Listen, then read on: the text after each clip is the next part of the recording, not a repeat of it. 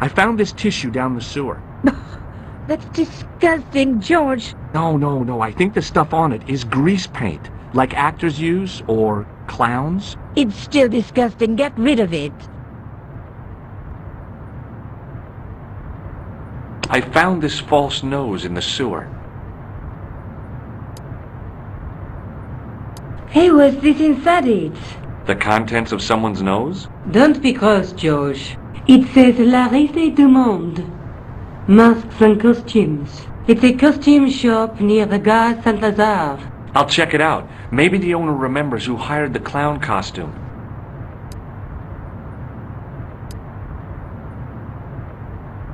How come you enlarged this photograph of me? Because I noticed the guy behind you, of course. This is the tool I used to get into the sewers. Fascinating, George. You're not interested, are you? Oh, of course I am. I think it was very brave of you to go down those sewers. Yeah?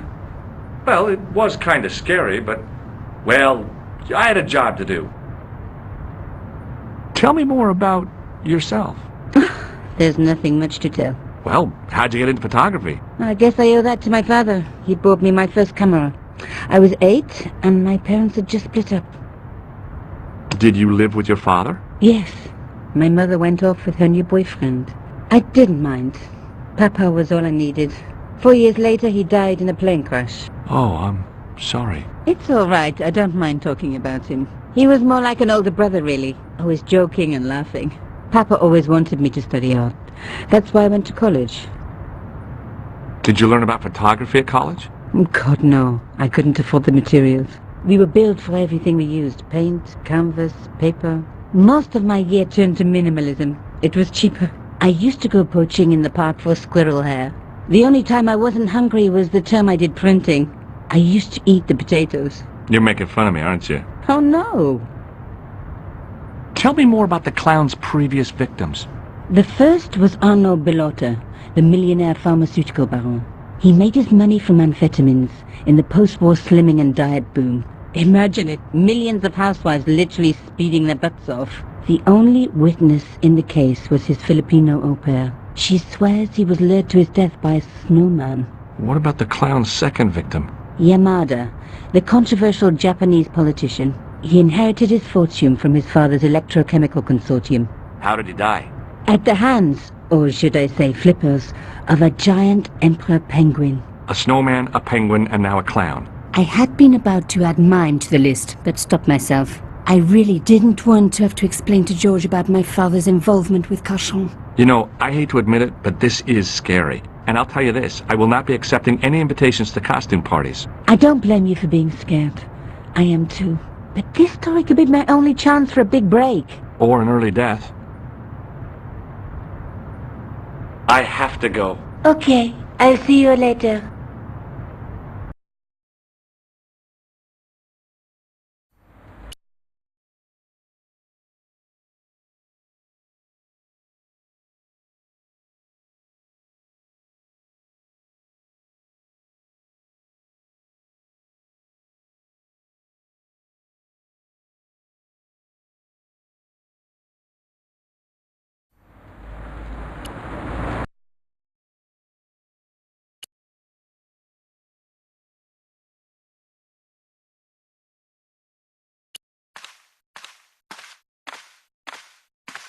It was an antique phonograph, the kind you have to wind by hand.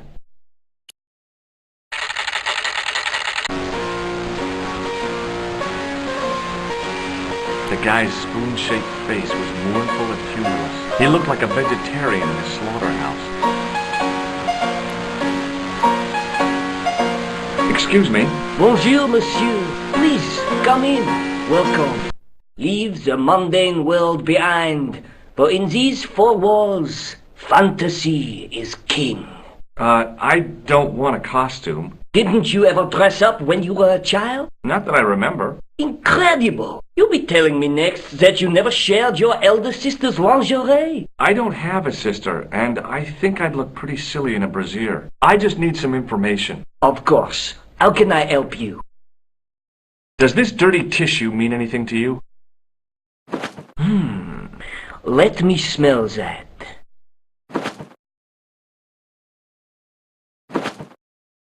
Bestheimer's number 7 white pancake. Theatrical grease paint, right? Oui, monsieur. La crème de la crème of Thespian accoutrement. Have you sold any of it recently? Yes, 2 cans. Do you want this red nose back? Not after it's been worn, thank you. Do you recognize this man? Ah oui, he was here this morning. That is the man to whom I sold the grease paint. I remember the scar on his face. He chose 2 costumes, Bozo the clown and Seamus the pixie. A pixie? Very smart. Green silk with a taffeta lining. He gave me his name as Monsieur Khan. What does this tool mean to you? Nothing, monsieur. Have you heard of a man named Plantile? I do not recall anyone of that name. Thanks for your help, buddy. My pleasure, monsieur. Allow me to shake you by the hand. Huh? Well, okay.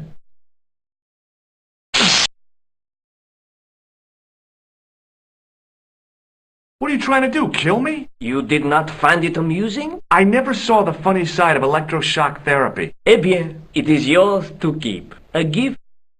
Do I need a license? No, but I give you a word of warning, monsieur. What? Remember to switch it off before you visit the toilet.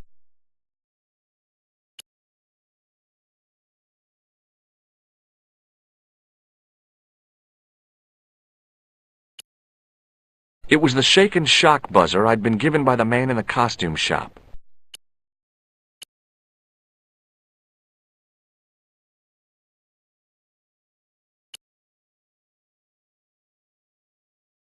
It was Rosso's sidekick, Sergeant Moo.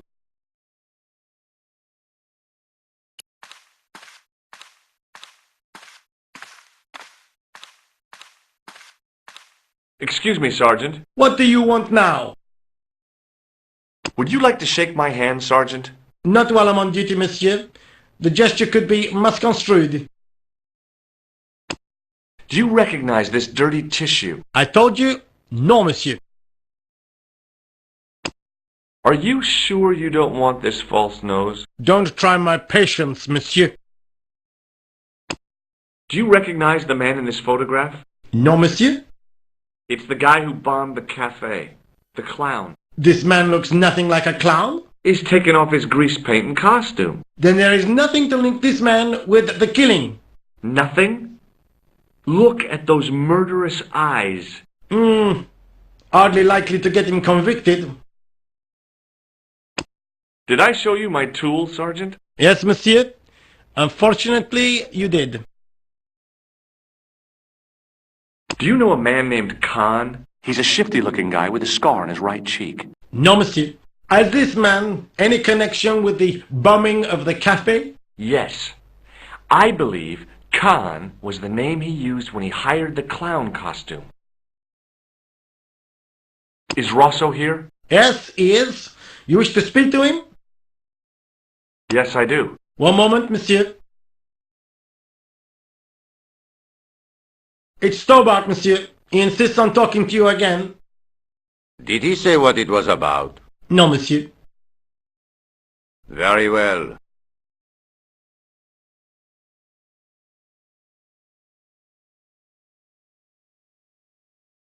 Hi, Inspector. Remember me? But of course, Mr. Stobbart. My mind is a well-ordered faculty. A mental classification system that's the envy of the Bibliothèque Nationale. No tricks, mark you, monsieur. Just exercise. Just as our muscles waste through inactivity, so our minds decay. But there is no need. If only people would learn to exercise their wits daily. If he was trying to impress me, it worked. He was pompous and patronizing, but he had style. Eh bien, if you called about the bombing, you're too late. Investigations have been closed. But I have been taken off the case. what about the murderer, the dead guy? It is out of my hands. Don't you want to know what I found out about the killer? I told you, monsieur, the case is closed. I have washed my hands of the whole affair. Then I'll have to continue my investigations without your help. No. You must forget the business of the clown completely. Go back to being an ordinary tourist, Stobbart. Did you find out the ID of the guy who was killed in the explosion? I already knew who he was. I heard that the bomb victim's name was Plantar. Your sources are reliable. He was a big shot at the Treasury, wasn't he? Maybe that's why you've been taken off the case. I'm sorry, monsieur. I cannot comment. So long, Inspector.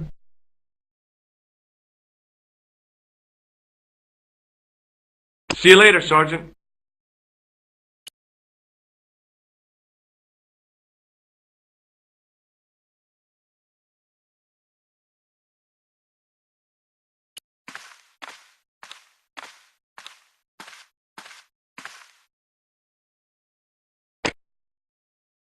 Hello?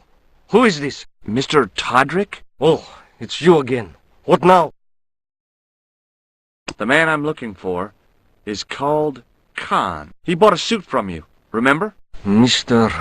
Khan. Yes, I remember him. Yes, I delivered the suit to his hotel. The Hotel Ubu. I don't remember the room number. It was upstairs. The second room on the right-hand side of the corridor. Thanks, Todrick. That's all I wanted to know. Now I've got you, Mr. Clown.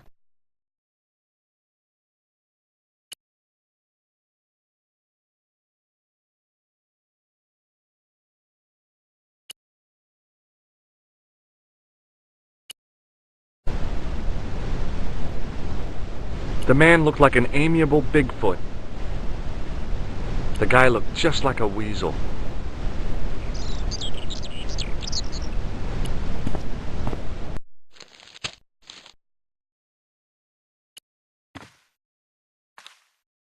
Just a minute, monsieur. What's your problem? No problem, if you cooperate. What do you want?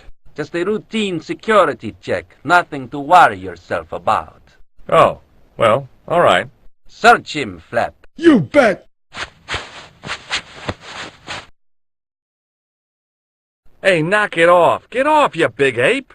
Nothing, Guido. Zilch! Our apologies, monsieur. What? I had to report you to the authorities. Round here, we are the authorities. You want I should break his arms? No. Let him go, Flap.